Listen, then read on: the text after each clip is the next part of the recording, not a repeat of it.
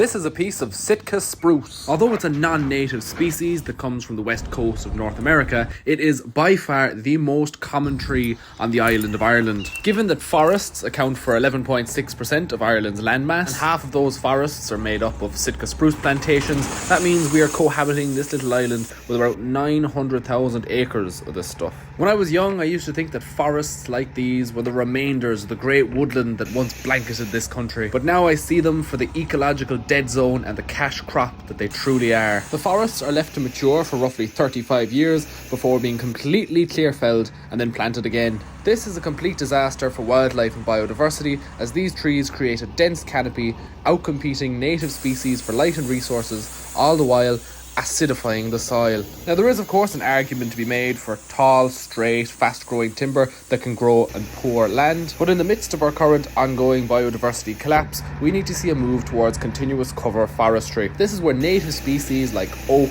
birch, alder or hazel are planted, given time to mature, before specific trees are selectively harvested in small amounts without disturbing wildlife in the same way a clear felling would. All that being said, Sitka Spruce is used quite a lot in the construction industry, and I used it here to throw up some rough trestles for an upcoming project. I hope you learned something, or at the very least enjoyed.